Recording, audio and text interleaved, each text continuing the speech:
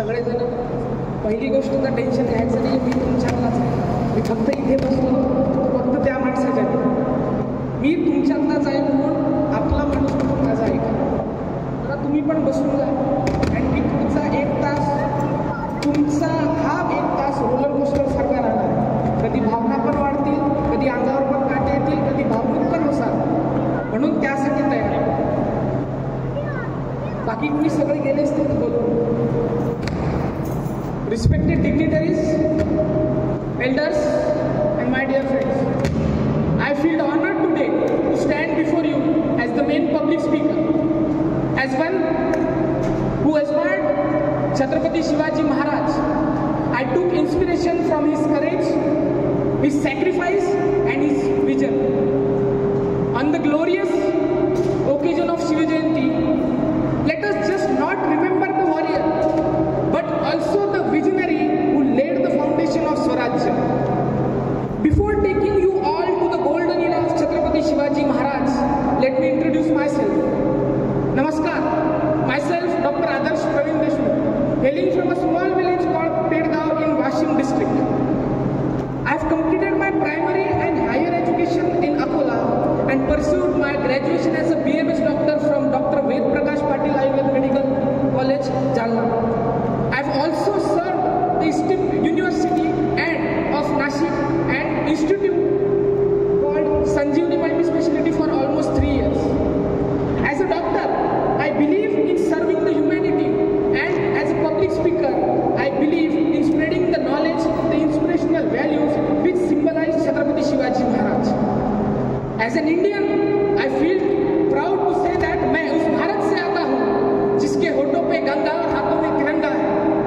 मेरा भारत कभी सत्यम शिवम सुंदरम तो कभी वंदे मातरम तो कभी पंजाब सिंधु गुजरात मराठा द्राविड़ उत्कल बंगा है. मेरा भारत वसुधैव कुटुंबकम के सिद्धांतों पे जिया है. मेरा भारत वो नीलकंठ है जिसने खुद विष पीकर लोगों को अमृत दान किया है.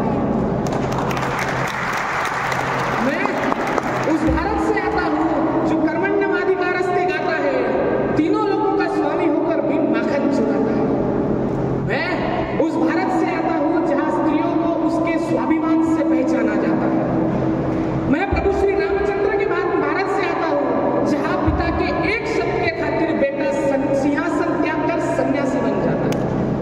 मेरा भारत प्यार का पुण्यलोक है, अहिंसा का जन्म स्थान है, लेकिन स्त्री का अनादर हो जाए तो यहाँ का बच्चा बच्चा भी हनुमान है.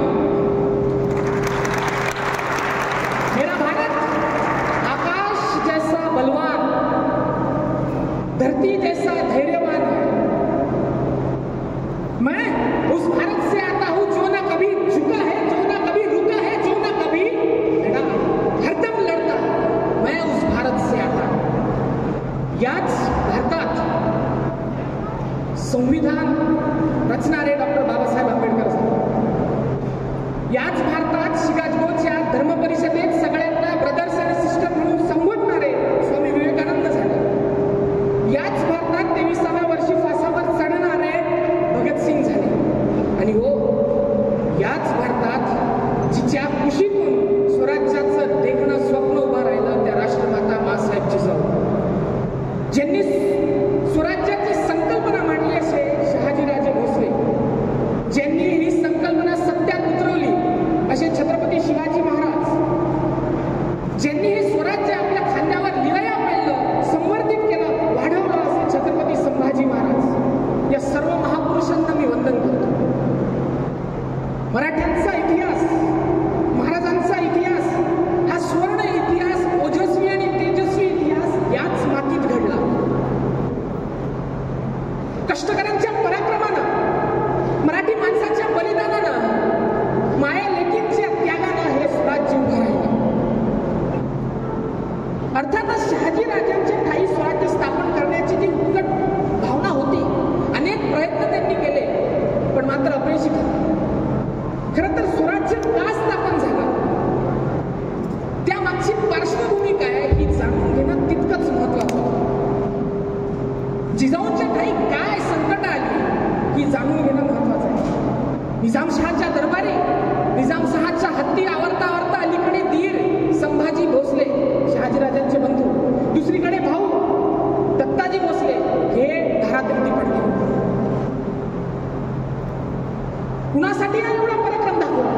म्हणजे आपलाच मराठा बांधव, आपलाच मराठी बांधव आपल्याच मराठी बांधवांच्या विरुद्ध का लढतोय? कुणासाठी हा एवढा अट्टहास केला? जगदंबे उत्तर दे. कुठपर्यंत या परकीयांसाठी आपण आमचा जीव, आपल्या मराठ्यांनी आपला जीव दावणीवर लावायचा आहे? जगदंबे, स्वराज्याचा निश्चय हा निश्चय होताच, पण त्याच अगोदर जिजाऊंच्या आयुष्यात पुन्हा एकदा दुःखाचा डोंगर कोसळला. सुलतानाच्या दरबारी जिजाऊंचे वडील आणि त्यांच्या भावाची सगळा स्तब्ध स्तब्ध झाला. मासाहेब जिजाऊ एकीकडे भाऊ गेला, दुसरीकडे धीर गेला. संपला आमचा बाहेर संपलं आणि पती बंगलोरात आदिलशाहीची चाकरी करतो. ते एकट्या स्त्रीनं काय सोसावं त्यावेळेस? स्वकीयांनी म्हणजे आपण परकीयांसाठी, दुसऱ्यांसाठी चाकरी करावी, पराक्रम दाखवा आणि त्याच परकीयांनी आपल्याच लेकी बाळी पळवून न्याव्या. ज्यांच्या बळावर ही सल्तनत उभी राहिली असे जाधव घराणे, त्यांचीच कत्तल सुलतानाच्या दरबारी उठवावी.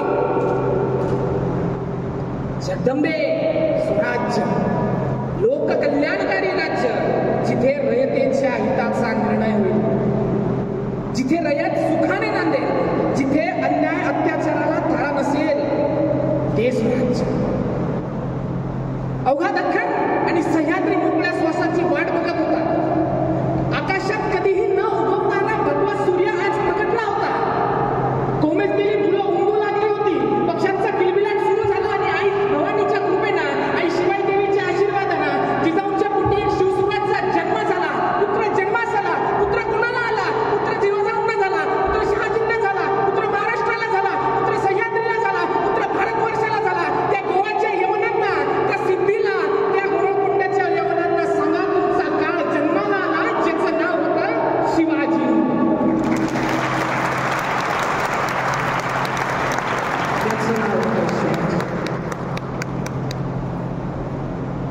मनाने जिंकलेली माणसं रणात पराभूत होत नाही.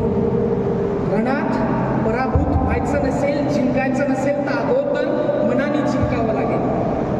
हे मन जिंकता येतं संस्कारातून. संस्कार घडतात ते प्रबोधनातून. प्रबोधन घडतं ते आपल्या इतिहासाच्या, आपल्या संस्कृतीच्या आणि आपल्या वाङ्मयाच्या अभ्यासातून. याच इतिहासातून, याच वाङ्मयातून, याच आपल्या संस्कृतीच्या अभ्यासातून महाराजांचं बालपण सावरलं गेलं. मराठी, संस्कृत, फारसी भाषा, लाठीकाठी, घोडसवारी, तलवारबाजी असे अनेक विद्या महाराजांनी प्राप्त केल्या. हे अंगीकारल्या. समर्थ रामदास स्वामी शिवरायांचं वर्णन करताना म्हणतात, वरदवंत, कीर्तिवंत, निष्ठावंत, सामर्थ्यवंत, कुळवंत, नीतिवंत, जाणता राजा, आचारशील, विचारशील, दानशील, सर्वज्ञपणे सुशील, सर्वांठाई. शहाजीराजांचं धाडस, निष्ठा, स्वाभिमान, जिजाऊंचं विवेकशीलपणा, न्यायवृत्ती, या सर्व गुण महाराजांमध्ये दिसायला लागले. व शिवचरित्र तुम्ही वाचा. या महाराजांचं आयुष्य 50 वर्षाचं आहे. त्यातील त्याच 50 वर्षात त्यांनी असं काही कार्य करून ठेवलेलं आहे, प्रत्येक क्षेत्रात शिवाजी महाराजांचं नाव आहे. 10 वर्ष बालपणात गेले, 10 वर्ष युद्ध, शस्त्र शिकण्यात गेले आणि उरलेली 30 वर्ष हे निर्माण केलेलं स्वराज्य सुराज्यात बदलण्यात गेलं. कोण होतं महाराजांच्या सोबत? कुठली फौज होती? कोण होता? इथलीच दऱ्या डोंगरातली, वारावनातली माणसं महाराजांनी गोळा केली. 18 पगड जातीची, बाला बलुतेदारांची महाराजांनी माणसं गोळा केली. त्यांच्या बळावर हे स्वराज्य निर्माण झालं. कोणीच नव्हतं महाराजांसाठी. कुणासाठी? आपल्याचं. हे स्वराज्य घडलं ते एका संस्कारातून, एक विचाराने. तो विचार आणि संस्कार मासाहेब जिजाऊ आणि शहाजीराजांनी महाराजांच्या उभी पेरला. ठरलं. शहाजीराजांनी आणि जिजाऊंनी ठरवलं की आता स्वतःचा संसार बाजूला ठेवून स्वराज्याचा प्रपंच उभा करायचा. आणि नियोजनाप्रमाणे महाराजांचे मोठे बंधू संभाजीराजे हे शहाजीराजांसोबत बंगलोरात जातील. ते तिथं वेगळं राज्य निर्माण करतील. 12 वर्षाचे महाराज महाराष्ट्रात येतील.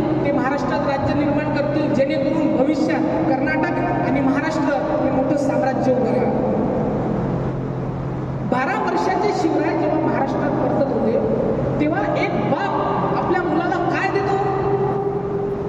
म्हणजे तुम्ही जर एखाद्या वेळेस गावाकडनं इथे जालन्यात येत असाल तर तुमचे वडील आई वडील काय सांगतात? बॅग घेतली का? डबा घेतला का?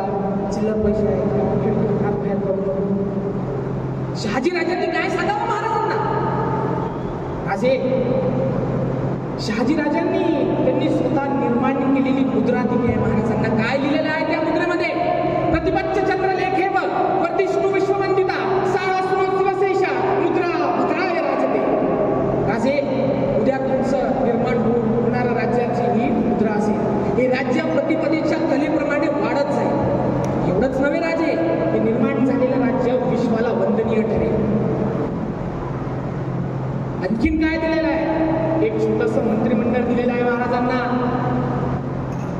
राजे उद्या तुमचं स्वराज्य निर्माण होईल, त्यात असंच एक मंत्रिमंडळ तुम्हाला देखील नाही. त्यात Raghunath Ballal, Balkrishna Hanumante, Sona Vishwanath. For reference page number 168 Shatkarte Shivray part 1 written by doctor Vijayrao Deshmukh. हे मंत्रिमंडळ दिलेलं आहे. आणखीन काय दिलं महाराजांना शहाजीराजांनी? आणखीन भगवा दिलेला आहे. राजे तुमच्या स्वराज्याचा हा भगवा ध्वज डौलाने फडकत राहू द्या राजे. पण लक्षात घ्या राजे, हा भगवा पेरणं साधी गोष्ट नाही. हा भगवा पेरायचा असेल तर मनगटात राग आणि छातीत धाग असावी लागेल महाराज. लक्षात असू द्या राजे, हा भगवा साधा नाही राजे. हा भगवा रामकृष्ण हरी म्हणून जाणाऱ्या आपल्या वारकऱ्यांचा, हा भगवा प्रभू श्री रामचंद्रांचा, हा भगवा हर हर महादेव म्हणून तुटून पडणाऱ्या आपल्या मावळ्यांचा, हा भगवा शौर्याचा, हा भगवा त्यागाचा, हा भगवा पराक्रमाचा आणि हा भगवा समर्पणाचा. राजे हा भगवा डौलाने फडकत राहू द्या राजे.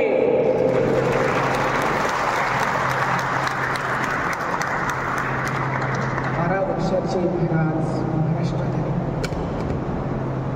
महाराजांना शहाजीराजांनी ध्येय दिलेलं आहे, स्वप्न दिलेलं आहे, महत्वाकांक्षा दिलेली आहे.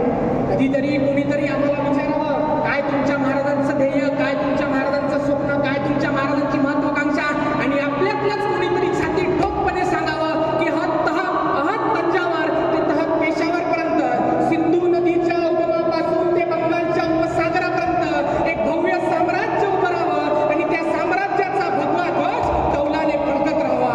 हे माझ्या राजांचं स्वप्न, ध्येय आणि महत्वाकांक्षा. 12 वर्षाचे महाराज महाराष्ट्रात आले आणि या रायरेश्वराच्या साक्षीनं महाराजांना शपथ घेतली 16 वर्षाच्या वयातच. मुठभर मावळ्यांच्या सहाय्याने हे सर्व साक्षी रायरेश्वर बळ दे आवास या मायको भूमीला लेंछांच्या अत्याचारातून मुक्त कर. हे राज्य व्हावे ही तो श्रींची इच्छा, जगदंबे बळ दे. 16व्या वर्षी, काही लेखकांनी 14वं वर्ष हे सुद्धा एज महाराजांचं मेन्शन केलेलं आहे. महाराजांनी तोरणा किल्ला जिंकून स्वराज्याचं तोरण बांधलं आणि 19व्या वर्षी महाराजांनी पहिली लढाई लढली आहे. 19 वर्षाचे होते, साधारण 11वी-12वी मुलगा. एक 11वी-12वीतला मुलगा काय करू शकतो हे आपल्याला या युद्धातून कळलं. किल्ले पुरंदर फतेखानाशी झुंज होते.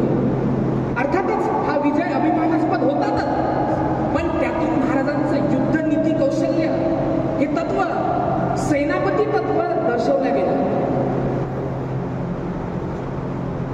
या युद्धाच्या वेळेस महाराजांची काय परिस्थिती होती? 19 वर्षाचा मुलगा आहे महाराज. एकीकडे दादोजी कोंडदेव म्हणजे ज्यांना शहाजीराजांनी महाराजांना शस्त्रशास्त्र शिकवण्यासाठी पाठवलं, ते दादोजी कोंडदेवांचा मृत्यू झाला. दुसरीकडे शहाजीराजांना कैद झाली. तिसरीकडे संभाजीराजे भोसले महाराजांच्या बंधूंना कैद करण्यासाठी सैन्य मागावर आहे. अशा बिकट परिस्थितीत महाराजांनी पहिलं युद्ध जिंकलं. या बिकट परिस्थितीत एक प्रेरणा नेहमीच महाराजांच्या पाठीशी उभी राहिली. ती प्रेरणा म्हणजे माँसाहेब जिजाऊ. खरं तर कौतुक करावं असं वाटतं मला माँसाहेब जिजाऊंचं. ही पुरंदराची लढाई झाली, महाराजांनी जिंकली. व्हायच्या प्रांतात महाराज ती जिंकली, जावळी प्राप्त केल्या. पण त्याच वेळेस पुन्हा एकदा मोठं संकट आलं, ते 40,000 फौज घेऊन आलेल्या अफजल खानाचे. या अफजल खानाला भेटायला जेव्हा महाराज चालले होते तेव्हा आऊसाहेबांचा आशीर्वाद घेण्यासाठी महाराज आऊसाहेबांच्या समोर झाले.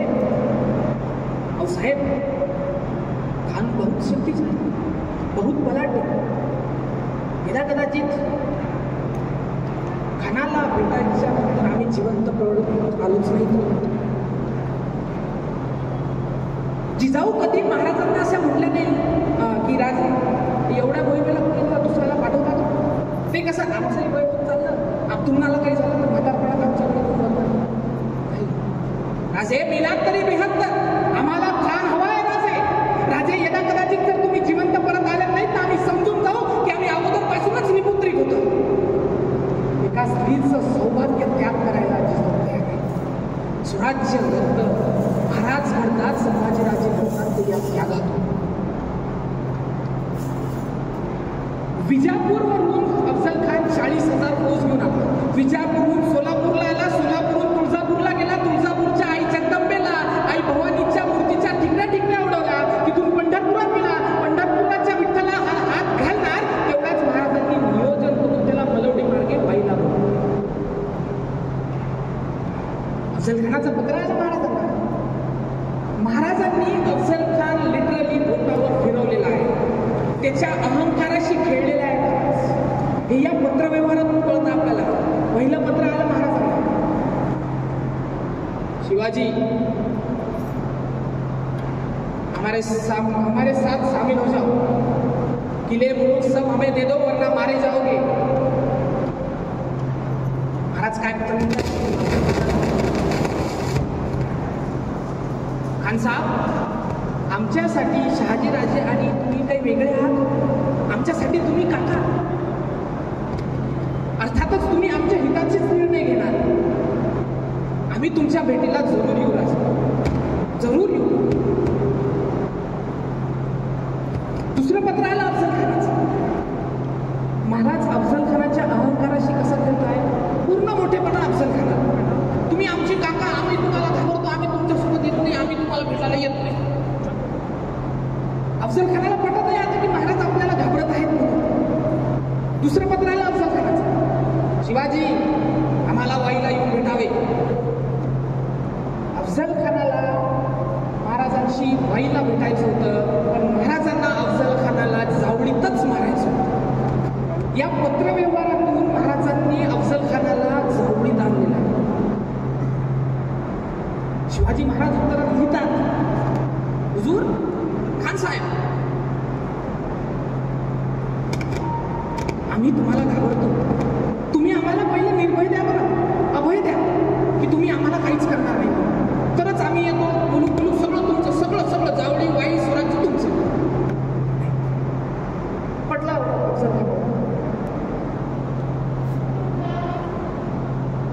पण महाराजांनी शेवटची अट टाकली, ती म्हणजे खान साहेब भेटायला यायचं असेल तर एकट्याने यायचं, सशस्त्र यायचं असेल तर फक्त 10 अंगरक्षक सोबत घेऊन यायचे. ते 10 अंगरक्षक कुठे राहतील तर बाणाच्या अंतरावर, म्हणजे इथून जर बाण सोडला तो बाण जिथपर्यंत जाईल तिथं हे अंगरक्षक राहतील. अफजल खान किती आला होता? 40,000. भेटताना किती आहे? 11. म्हणजे अफजल खान आणि 10 अंगरक्षक. एकीकडे महाराजांचे वकील, पंताची काका वकील, महाराजांच्या साईडच्या गेटकडे जीवा महाल, अफजल खानाचा वकील कृष्णाजी भास्कर, त्याच्या साईडच्या गेटकडे सय्यद बंडा. येताना 40, भेटताना 4. ते इक्वेशन मॅच होत आहे. म्हणून तुम्हाला म्हटलं अहंकाराशी खेळू. अफजल खान भूल गया था कि उसे बुलाया नहीं जा रहा है, उसे लाया जा. आणि महाराजांच्या व्यूहरचनेत तो फसला. 10 नोव्हेंबर 1659 चंपाषष्ठीचा दिवस. ज्यावेळेस महाराजांनी सोबत कोणाला घेतलेला आहे? जीवा महालला. का? कारण की समोर सय्यद बंडा आहे, दांडपट्टा चालवण्यात ट्रेन. सोबत घेतला संभाजी गावजी कुंडाळकर. का? कारण की दस्तूर खुद्द अफजल खान तेवढा बलाढ्य आहे. शिवचरित्र तुम्ही वाचा. महाराजांनी एक साल पुन्हा वापरली नाही, एक माणूस पुन्हा वापरला. बघा, तुम्हाला तानाजी कोंढाण्यावर दिसतील, तिथं मुरारबाजी दिसणार नाही. मुरारबाजी तुम्हाला पुरंदरात दिसतील, तिथं शिवाकाशी दिसणार नाही. शिवाकाशी तुम्हाला सिद्धीच्या भेटायला दिसतील, तिथं मुरारबाजी दिसणार नाही. तुम्हाला जीवा महाल प्रतापगडाच्या रणसंग्रामातच दिसतील, तिथं दुसरा मावळा दिसणार नाही. प्रत्येकाचं वैशिष्ट्य महाराजांनी ओळखलेलं आहे, प्रत्येकाला भूमिका दिलेली आहे महाराजांनी. जीवा अंदर काय चालू आहे याच्याशी तुला घेणं देणं नाही, तुझं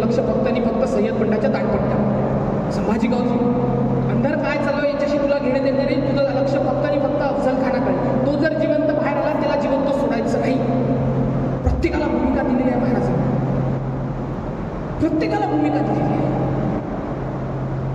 प्रतापगडाच्या पायथ्याशी महाराज अफजल खानाच्या भेटीला गेले. अफजल खानाच्या भेटीच्या वेळेस ठाम येण्यासमोर महाराज आले. पडदा सरकला, महाराज अंदर गेले. खान उठून उभा राहिला. आओ शिवाजी, ये शिवाजी, आओ शिवाजी, आओ शिवाजी. त्यांनी भाव फैलावले. महाराज अफजल खानाच्या भेटीत गेले. मिठी आवडली, ताव पडला. महाराजांच्या पाठीवर कंटाळीने मार झाला. लाट नका निघाली. उपसली खानाच्या पोटात. दगा करत खान मिळाला. ताबूत कृष्णाजी भास्कराच्या तलवारीनं महाराजांच्या मस्तकावर वार झाला. महाराज बेवाच बेसावत मागून सय्यद पंड्याच्या दानपट्ट्यानं महाराजांचं मस्तक छाटणार. तेवढ्या जीवा महाराजांच्या दानपट्ट्यानं सय्यद पंड्याचा हात रिकामा झाला होता. आणि इतिहासानं नोंद घेतली होती, शिवाजी म्हणून वाचले शिवाजी.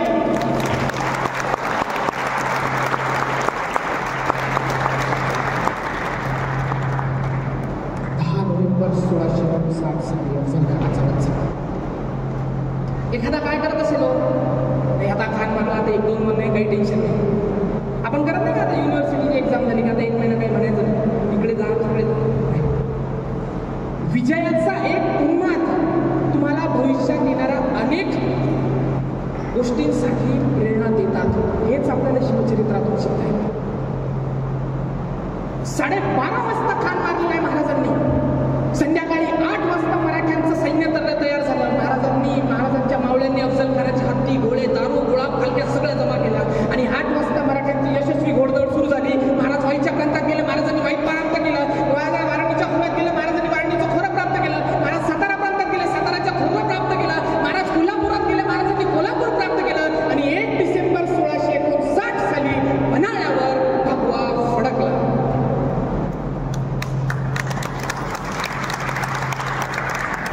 इथून पुढे पावनखिंडीचा रणसंग्राम चालू. शिवाकाशीत जो महाराजांचं रूप घेऊन सिद्धीला भेटायला गेला आणि लोक तेच स्थानातीर्थ पडला. नंतर बाजी प्रभू, फुलाजी प्रभू पांडल सेनेला घेऊन महाराज विशाळगडाची पायपीट करताना ती पावनखिंड बाजींच्या, फुलाजींच्या, पांडल सेनेच्या हाडामासांच्या रक्तानं पावन झाली. शून्यातून विश्व निर्माण करणारे राजे म्हणून आपण छत्रपतींचा उल्लेख करतो. म्हणजे ज्यांच्याकडे काहीच नव्हतं त्यांनी एवढं मोठं स्वराज्य उभा केलं. पण आपल्याकडे सगळं काही असताना आपण कुठे कमी पडतोय, कुठे कमी पडतोय? तुम्हाला काय वाटतं, संकट फक्त तुम्हालाच येतात? महाराजांच्या आयुष्यात संकट नव्हती. आणि तो फतेह खान आला, मृत्यूच आहे. तो अफजल खान 40,000 फौज घेऊन आला, मृत्यूच आहे. शाहिस्ते खान 1 लाख फौज घेऊन आला, मृत्यूच आहे. मिर्झा राजेंद्र सिंग 3 लाख फौज घेऊन आला, मृत्यूच आहे. प्रत्येक संकटाला तोंड देऊन प्रत्येक संकटाच्या छाताड्यात महाराजांना भगवा रोवला. पन्हाळ्याच्या तहामध्ये महाराजांना 40 पैकी 23 किल्ले द्यावे लागले. आता ही किल्ल्यांची संख्या प्रत्येक लेखकाने वेगवेगळी लिहिली, पण आपल्याला पराक्रम मोठा ते महत्वाचं. या तहामध्ये 40 पैकी 23 किल्ले द्यावे लागले, म्हणजे उरले होते फक्त 17. म्हणजे जे काही आता पराक्रमानं, त्यागानं, शौर्यानं जे कमाल होते सगळं गेलं. अलीकडे लॉकडाऊनमध्ये लोकांचे धंदे बंद झाले तर लोकांनी आत्महत्या केली. आपला एखादा विषय निघाला आणि एखाद्या परीक्षेमध्ये आपल्याला यश मिळत नाही तर आपण आत्महत्याचा पर्याय निवडतो. एखाद्या वेळेस प्रेमामध्ये आपला भंग झाला तर आपल्या लेखी बाळी, आपल्या मुलं आत्महत्या करतात. हे प्रेम आपल्यासाठी महत्वाचं आहे. जी संकट महाराजांना आली ती महत्वाची आहे आमच्यासाठी. पन्हाळ्याच्या तहामध्ये एवढे सगळे काही संपत्ती महाराजांची केली होती. त्यात त्यांना आग्र्याला अफजल खानाचे गुरु औरंगजेब, त्या औरंगजेबाला भेटायला सुद्धा जावं लागलं. अफजल खान त्याच्याच हाताखाली काम करत होता, कारण की आदिलशाही तेव्हा संपत आली होती. त्याला शाय फक्त औरंगजेबाचाच होता. तो औरंगजेबाला दिल्लीत भेटायला गेल्यावर महाराजांना मृत्यूशी झुंज द्यावी लागली. तर औरंगजेब महाराजांना मारण्यासाठीच तिथे बसलेला आहे. तरी सुद्धा त्या औरंगजेबाच्या हातीवर तुरी देऊन महाराज तिथून निसटले. संकट आपल्याला आहे. 1665 साली महाराजांकडे 17 किल्ले आहे, पण 6 जून 1674 साली महाराजांच्या राज्याभिषेकाच्या वेळी महाराजांकडे 360 पेक्षा जास्त किल्ले. काय सांगतं शिवचरित्र आम्हाला? यशाच्या दिशेनं झेपावत राहा. झेपावता येत नाही, धावत जा, धावता येत नाही, चालता जा, चालता येत नाही, रांगत जा, रांगता येत नसेल, सरपटत जा, पण जा. ते यश तुमच्या स्वागतासाठी तिथेच उभं आहे. शिवचरित्र आम्हाला हे सांगतं. आपण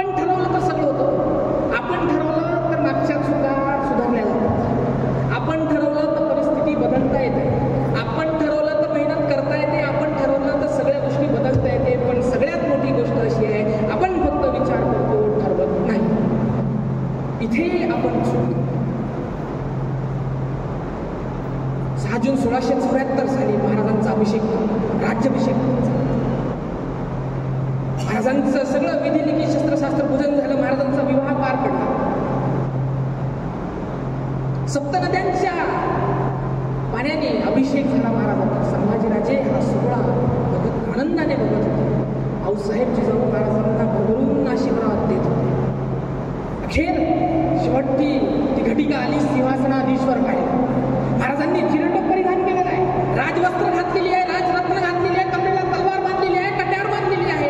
राजदंड घेऊन महाराज सिंहासनाकडे जात आहेत आणि जाता जाता ती लागली ती पहिली पायरी लागली आणि महाराजांना आठवण झाली ती तानाजी मालुसरेंची. तानाजी मालुसरे म्हणजे महाराजांचा लहानपणीचा सगळ्यात जवळचा सवंगडी. राजे आधी लगीन मोठाण्याचं, मग माझ्या रायबाचं. महाराजांच्या डाव्या डोळ्यातून अश्रू निघाले. महाराज होते निघाले महाराज सिंहासनाकडे आणि लागली ती दुसरी पायरी लागली आणि महाराजांना आठवण झाली ती शिवा काशीची. जो महाराजांचं रूप घेऊन सिद्धीला भेटायला गेला आणि धरातीर्थी पडला. रे जन्माला जरी शिवा काशीत म्हणून आलो, पण मरताना छत्रपती शिवाजी महाराज म्हणून म्हणतोय. ह्या उपरी काय महाराजांच्या उजव्या डोळ्यातून अश्रू निघाले. ते बारावले महाराज. आणि तिसरी पायरी लागली आणि महाराजांना आठवण झाली ती बाजी प्रभू देशपांडेंची. राजे पांडुरंगाच्या भक्ताचं नाव पांडुरंगाच्या सोबत जोडल्या जातं. आम्हाला आमच्या प्रत्येकाचे द्वार दिसत आहे. राजे हट्टास पेटू नका. राहायचे लाख मेले तरी चालेल राजे, पण लाखोंचा पोशिंदा मात्र जगला पाहिजे राजे. महाराज सिंहासनाधीश्वर झाल्याने गागा भट्टांनी आरोळी दिली. महाराज छत्रपती झाले. महाराजांचं स्वागत करायचं आपल्याला. प्रत्येकाने आपल्या हृदयावर हात ठेवायचा आहे. प्रत्येकाने आपल्या हृदयावर हात ठेवायचा आहे. महाराजांनी स्वागत करायचं आहे. आस्ते कदम, आस्ते कदम, आस्ते कदम. गणपती, भूपती, प्रजापती, सुवर्ण रत्न श्रीपती, अष्टप्रधान जागृत, अष्टप्रधान वैष्णित, न्यायालंकार मंडित, शस्त्रास्त्र शास्त्र पारंगत, राजनीती धुरंधर, प्रौढ प्रताप पुरंदर, क्षत्रिय गुणावत उंच, सिंहासनाधीश्वर राजा श्री श्री श्री छत्रपती शिवाजी महाराज की.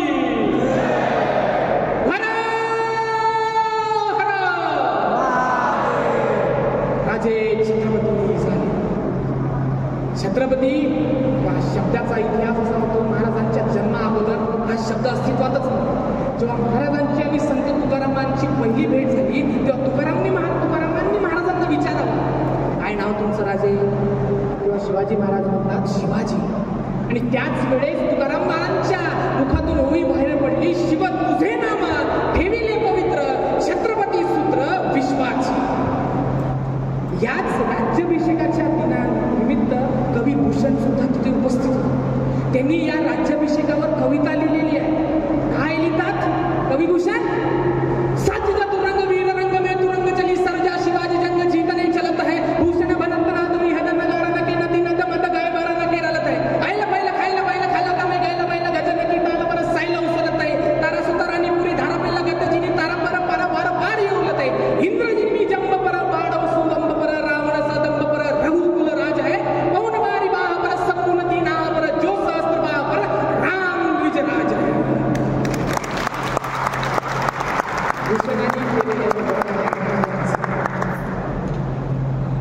कधी प्रश्न पडला का हो तुम्हाला? शहाजी राजांनी जर स्वराज्याची संकल्पना मांडलीच नसती तर, जिजाऊंनी हा स्वराज्याचा संस्कार पेरलाच नसता तर शिवाजी महाराज आणि संभाजी महाराज आपल्याला कळालेच नसते.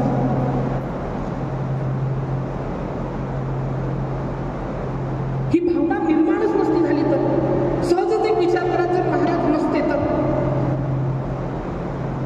शहाजीराजांचं स्वप्न आहे स्वराज्य स्थापन करायचं, अपयशी ठरलं. जिजाऊंनी ते सत्यात उतरवलं, महाराजांनी ते स्थापन केलं. पण एक गोष्ट लक्षात आली का तुमच्या? शहाजीराजांचं स्वप्न पूर्ण करण्यासाठी, आऊसाहेबांचं स्वप्न पूर्ण करण्यासाठी शिवाजी महाराजांनी महाराजांनी काय केलं? आऊसाहेबांचं स्वप्न पूर्ण करायचं मी लढणार, आबासाहेबांचं स्वप्न पूर्ण करणार मी, माझं देह झिजवणार. महाराजांनी स्वराज्य स्थापन केलं, आमचा संभाजी संवर्धन करतो स्वराज्याचं, अविरतपणे लढत राहायचं आमच्या संभाजी. मग आपण तर यांचंच रक्त आहोत, आपण कुठे कमी पडतो? आई वडिलांचं स्वप्न साकार करण्यासाठी या शिवाजी महाराजांनी, संभाजी महाराजांनी आपला देह झिजवला. मग अलीकडे आपण बघतो की आपल्या मुलाला जे काही भव्य आहे, दिव्य आहे, मंगल आहे, उदात्त आहे, जे काही चांगलं आहे ते मिळण्यासाठी आपले आई वडील आपला देह आपल्यासाठी चंदनाप्रमाणे झिजवतात. जे आपल्यासाठी उपाशी राहिले, ज्यांनी आपल्यासाठी त्याग केला, तेच आई बाप कधी झोपल्यावर त्या झोपलेल्या बापाच्या भेगांकडे एकदा लक्ष द्या, पायावरच्या भेगांचा आणि तुमच्या हातावरच्या मऊपणाला एकदा लक्ष द्या. त्या भेगांचा आणि त्या मऊपणाचा फरक ज्या दिवशी तुम्हाला कळेल, त्या दिवशी खऱ्या अर्थानं तुम्हाला छत्रपती शिवाजी महाराज कळतील, हे स्वराज्य कळतील. आपण आदर्श कोणाला म्हणतो? शिवरायांना आणि संभाजी महाराजांना. त्यांनी काय केलं? स्वराज्य स्थापन करण्यासाठी, आऊसाहेबांचं स्वप्न साकार करण्यासाठी स्वतःच्या जीवाकडची पर्वा देखील नाही केली. स्वतःच्या बायकांकडे लक्ष दिलं नाही, स्वतःच्या लेकांकडे सुद्धा लक्ष दिलं नाही. मग अलीकडे आपणच त्या आई वडिलांना घराबाहेर काढून द्यावं, त्याच आई वडिलांना प्रेमापोटी पळून जावं आणि घराला नावं द्यावी. मातोश्री, पिताश्री, आई वडिलांचा आशीर्वाद. काय वाटलं? ज्यांना आपण घरातून बाहेर काढलं, ज्यांच्यासाठी आपण पळून गेलो, त्यांना काय वाटावं की यांच्यासाठी आपण आपल्या रक्ताचं पाणी केलं, यांच्यासाठी काय वाटावं? त्या आई-वडिलांना काय वाटावं? अहो, आपला राजा छत्रपती झाला. मला एक गोष्ट सांगा, आपला आई वडील किती दिवस आहे? किती दिवस आहे? आपला राजा छत्रपती झाला, एवढा मोठा राजा झाला आपला महाराज, तरी महाराज भारावून गेले त्या दिवशी. एवढा मोठा छत्रपती भारावलं. महासाहेब जिजाऊ महाराजांच्या जवळ काय झालं राजे? सोहळा आवडला नाही? आऊसाहेब आवडला. जिरेटोप आवडला नाही? आऊसाहेब आवडला. राजरत्न, राजवस्त्र आवडले नाही? आऊसाहेब आवडले. आऊसाहेब आम्ही छत्रपती झालो. आऊसाहेब आम्ही छत्रपती झालो, पण आमचं कौतुक करण्याला तुमचं कुंकू शहाजीराजे जिवंत नाही तो आऊसाहेब. काय वाटलं शहाजीराजांच्या मुलाला? तुम्ही निवडून या, तुम्ही उद्या MBBS व्हाल. माझी इच्छा आहे तुम्ही सगळ्यात उत्तम अशी पदवी प्राप्त करा, महाराष्ट्रभर तुमचं नाव, तुम्ही उच्च पदावर जावा, लोक तुमचं कौतुक करतील. तुम्ही पास व्हा, लोक तुमचं कौतुक करतील. पण घरी आल्यावर, पाणी पिताना, वर बघितल्यावर जर आई वडिलांच्या फोटोला हार असेल ना, तेव्हा खऱ्या अर्थाने कळेल की आपलं कौतुक करण्यासाठी आपले आई वडील जिवंत असायला. इथे माझ्या बहिणी बसलेल्या आहेत. ताई, तुला माहिती आहे तुझा जन्म व्हायचा होता, तुझ्या जन्माच्या अगोदर तुझा बाप मजुरी करायचा, तुझी आई कष्टानं काम करायची, मोठ्या कष्टानं परिश्रमाने घर बांधलं, मग तुझा जन्म झाला नाही. तुझा जन्म ज्या दिवशी झाला ना, त्या दिवशी तुझा बाप एकटाच आनंदाने हसला. कारण की जाता जाता त्याच्या आईने त्याला सांगितलं होतं की जर तुझ्या पोटी मुलगी जन्माला आली ना, तू खरंच भाग्यवान ठरशील. ताई, तुला माहिती आहे तुझी आई तुझी आंघोळ कशी घालायची? अशी पाय लंबे करायची, त्यावर तुला उलट टाकायची आणि 2 बादल्या पाणी घ्यायची, एका ह्याच्यात थंड घ्यायची, एका ह्याच्यात गार घ्यायची. तू जर रडलीस ना तर थंड पाणी टाकायची आणि हसली ना की गरम पाणी टाकायची. ते झालं ना की ती आई तुला अशी कापडात बांधायची आणि पाळण्यात टाकायची आणि तुझा बाप त्या पाळण्याला झोका द्यायचा. ताई, तू जेव्हा बोलायला लागली ना, तुझा बाप तुझ्यासाठी बोबडा बोलला का? ताई, तुझा बाप बोबडा बोलला. ताई, तू चालायला लागली, तुझ्या बापानं तुझं बोट धरून तुला चालायला, धावायला शिकवलं. तू खेळायला लागली, तुझा बाप गुडघ्यावर टेकून तुझ्यासाठी घोडा बोलला. ताई, तू शाळेत जायला लागली, 10वीच्या पेपरचा टाइम टेबल जाहीर झाला तुझा. रोज तुझ्या वडिलांनी तुला पेपरला नेलं, पेपरला आणलं आणि आणल्यावर तुझ्या सोबत जेवलं. आई, तू मोठी झाली, तुझ्या लग्नाचा विषय आला, लोक आली, स्थळं निघाली, देवाणघेवाणची बोलणी झाली. पण त्या दिवशी तुझा बाप उशीत मुंक घुटून एकटाच रडला. प्रेम करा तुम्ही. एक 3-4 वर्षाची मुलगी आपल्या बाजूला येऊन बसते. दमलेल्या बापासाठी लेक नारळाचं पाणी, पण लढणाऱ्या स्त्रियांसाठी, लढणाऱ्या बहिणीसाठी बाप बुलंद कहाणी. प्रेम करा तुम्ही. पण प्रेमापोटी पळून जाताना कधी आपल्या बापाचा विचार करा. काही हरकत नाही तुमचा बाप गरीब असला तर, काही हरकत नाही तुझ्या बाबाचं शर्ट फाटलेलं असेल तर, काही हरकत नाही तुझ्या बाबाचे कपडे गबाळे असतील तर, काही हरकत नाही तुझ्या पायात चप्पल असतील तर. पण गावातून जाताना, एरियातून फिरताना, शहरातून फिरताना तो जर ताठ मानेने जगत असेल तो जगातला सर्वात श्रीमंत माणूस आहे. ही श्रीमंती तुम्हाला टिकवायची. इथून इकडे जातो बरं हो. कधीतरी आपल्या बापाला एखादं शर्ट घ्या, एखादे कपडे घ्या. वाढदिवसाच्या निमित्ताने, एखाद्या सोहळ्याच्या निमित्त त्याला भेट द्या. काय वाटवलं आपल्या बापाला? पण स्वतःच्या कष्टाचं, स्वतःच्या कमाईचं. डोळ्यात अश्रू येतील आपल्या बापाच्या. गावभर सांगेल आपला बाप, नाही माझ्या पोराच्या कमाईचं आहे. शिवचरित्र काय सांगता मला? कुठल्याच गोष्टीसाठी आई वडिलांना सोडू नये, कुठल्याच गोष्टीसाठी आई वडिलांना सोडू नये, पण आई वडिलांसाठी कुठलीच गोष्ट करायला मागे पुढे पाहू नये, हे सांगता मला. महाराजांचा राज्याभिषेक झाला. ही बातमी औरंगजेबाला कळाली. औरंगजेबाच दरबारी जात असेल, पुरता संतापला होता औरंगजेब. अलकाब लागत आहे औरंगजेबाचे. उल मुझफ्फर मोइनुद्दीन, शहंशाह हिंद अबू तालिब, औरंगजेब काजी दरबार में पधार रहे. पुरता संतापला होता. बंद करो ये अलकाबी नारे, ये अलकाबी नारे, ये सब फिजूल बातें हैं शहजादे. तैमूर और चंगेज के खून ने कभी शिकस्त नहीं देखी. हर तरह पर, हर जगह पर मुगलिया परचम का ख्वाब देखने वाले मां बदौलत को आज क्या देखने पड़ रहा है? शिवा राजा बन गया है. शिवा ने उसके सल्तनत की तामील कर दी. आखिर क्यों शहजादे? हमें हर बार शिकस्त मिली है, हर बार हमें हार मिली है. आखिर क्यों? हमारा हर एक नामसीन सरदार, कोई हफ्सी, कोई बुंदेला, कोई सिद्दी, हर एक को ये शिवाजी ने हमें शिकस्त दिया. आखिर क्यों? ये भानुजान, इनका नाम पता है? अबू तालिब मिर्जा, अमीर उमराव, शाइस्ती खान. शिवा ने इनकी उंगलियां छाटी. इनका नसीब सिकंदर था, इनकी जान बच गई. ये जोधपुर के महाराज जसवंत सिंह, शिवा जब सूरत में आया था तो ये वहां से दुम दबाकर भागकर चले आए हमारे सामने. ये कारतलब खान शिवा के सामने अपने हथियार रखकर भीख में जान मांगी और भीख में मिली हुई जान को लेकर हमारे सामने खड़े हुए. ये फौलाद खान, इनका तो सिर्फ नाम फौलाद है.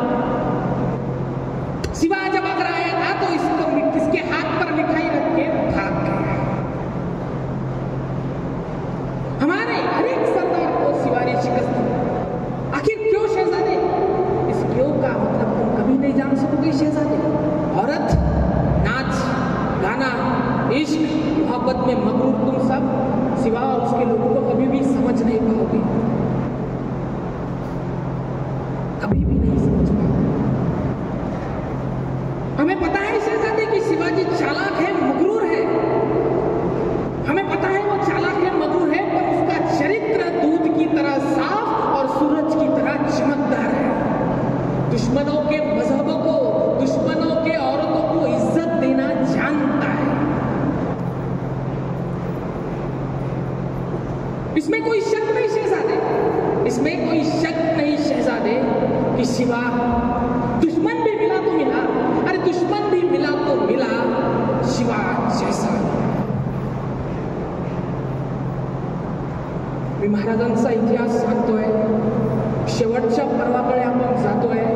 माझी पुन्हा एकदा सर्वांना विनंती आहे, पुढच्या 10 मिनिटासाठी फक्त एकदा तुम्ही सर्वजण स्थानापन्न व्हा. माझ्यासाठी नाही तर महाराजांच्या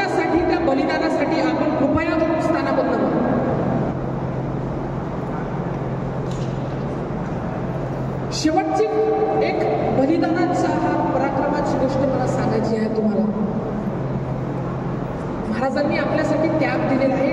ती एकच गोष्ट मला तुम्हाला जीवाच्या आकांतानं सांगायची आहे. त्या एकाच गोष्टीसाठी तुम्ही इथे या.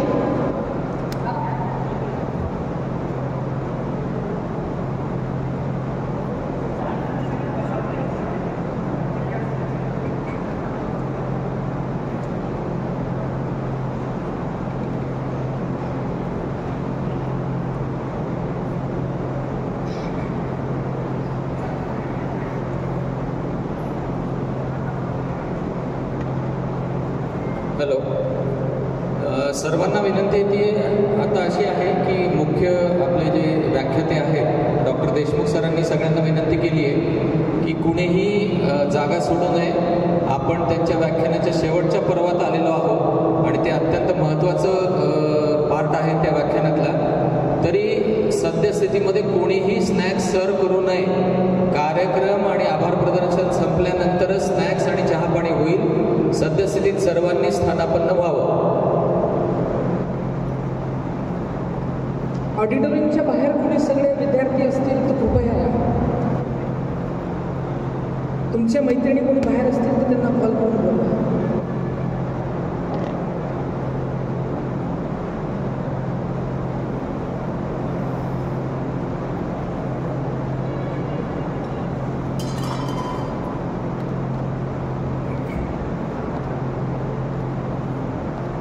औरंगजेब संतापला होता, पण ज्याने 9 वर्ष या औरंगजेबाला जंग पछाडलं होतं तो राजा संभाजी.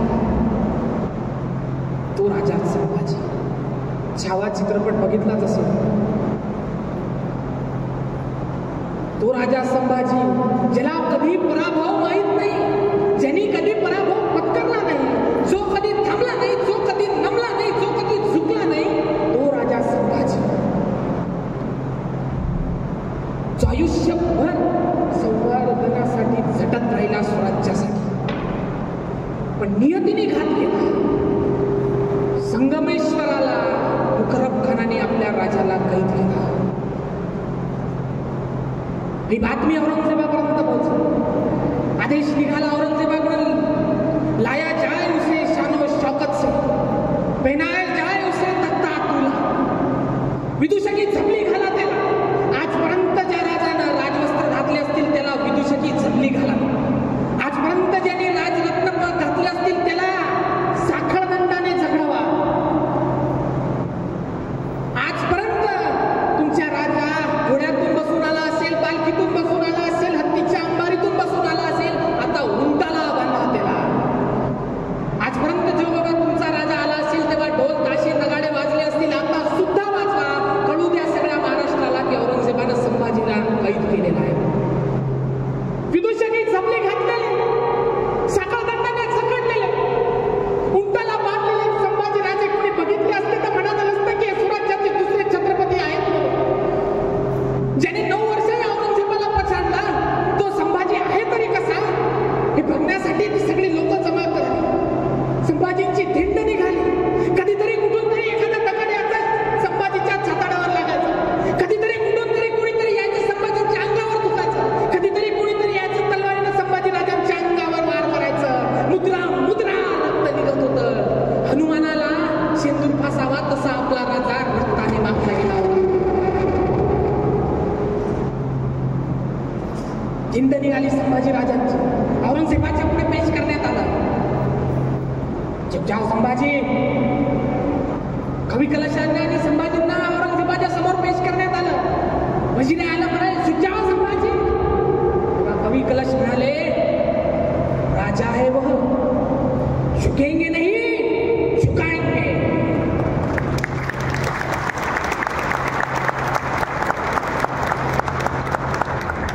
झुकाएंगे.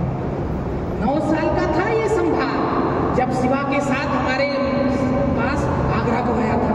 तब हमने इसे पूछा था यो संभा तुम्हें डर नहीं लगता. तो इसने हमसे कहा था हमें किसी का डर नहीं लगता, पर हमारे वजह से सबको डर लगता है. अल्लाह ताला का शुक्रिया करने आए. अल्लाह तालाचा शुक्रिया अदा करण्यासाठी तो औरंगजेब आपले गुडघे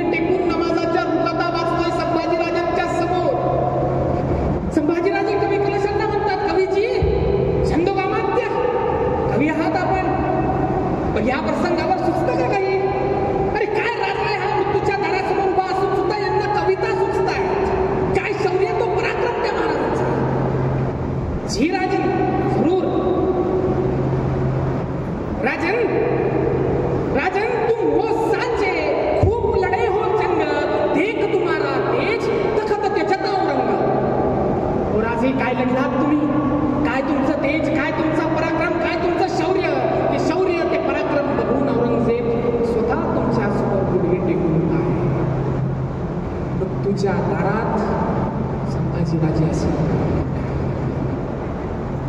सच बताना संभाजी कहाँ पर है सारी दौलत, कहाँ पर है सारा धन.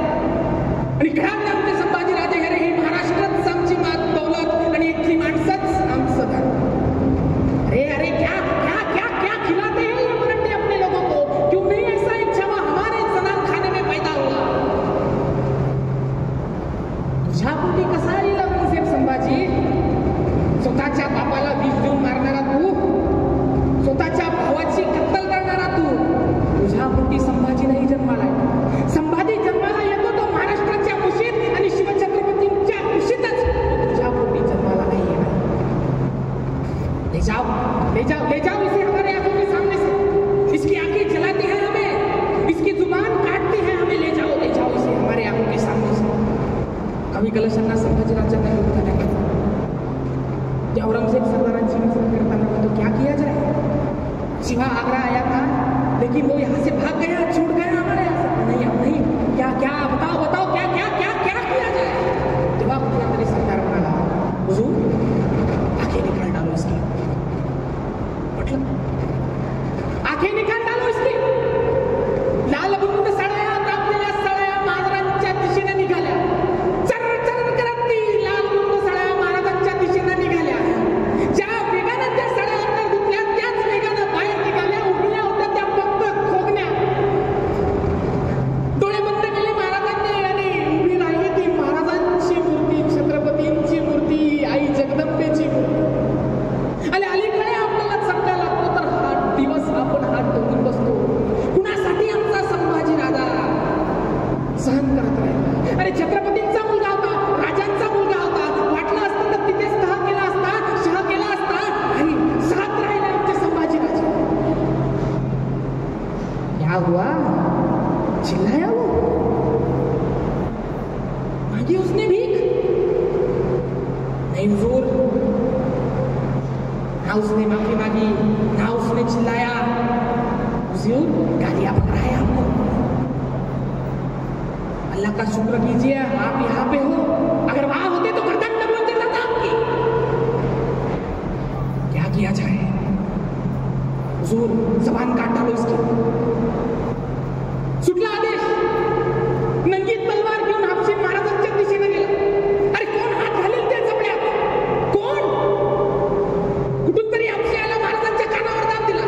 कुठून तरी हापशीला महाराजांच्या नाकावर दाब दिला. जीव गुदमरला. श्वास घेण्यासाठी तोंड उघडलं. सांडासंधी घुसली. सांडाशिराची बाहेर आली. तलवार चालली सप. ज्या जिभेनं आजवर छत्रपतींचा जयघोष केला, ज्या जिभेनं आजवर हर हर महादेवाच्या किलकारा दिला, ज्या जिभेनं आजवर आऊसाहेब बाबासाहेब असे गाणे म्हटले, तीच जीभ तिथेच तळपत होती. कोणासाठी. एक नाही, दोन नाही, तब्बल 40 दिवस मरण यातना संभाजीराजे सहन करत राहिले. अखेर तो दिवस उजाडला. फाल्गुन मध्य अमावस्या 11 मार्च 1689 साली संभाजी महाराजांचं शिर बलम करण्यात आलं. त्या शिराची दिंड काढण्यात आली. खरोखरच संभाजी राजांचा कुणाला कळाला असेल तो औरंगजेब आहे. सचमुच सचमुच सचमुच छावा था, छावा शेर था. हमने आंखें निकाल डाली उसकी, लेकिन उसकी आंखें झुकी नहीं हमारे सामने. हमने जुबान काट डाली उसकी, लेकिन उसने मांगे नहीं हमसे माफी से 2 लफ्ज. हमने हाथ काट दिए उसके, लेकिन उसने फैलाए नहीं हाथ हमारे सामने. हमने पाँव काट डाले उसके, लेकिन उसने झुके नहीं हमारे सामने. सचमुच सचमुच छावा था, छावा शेर. संभाजी राजांच्या बलिदानाचं, महाराजांच्या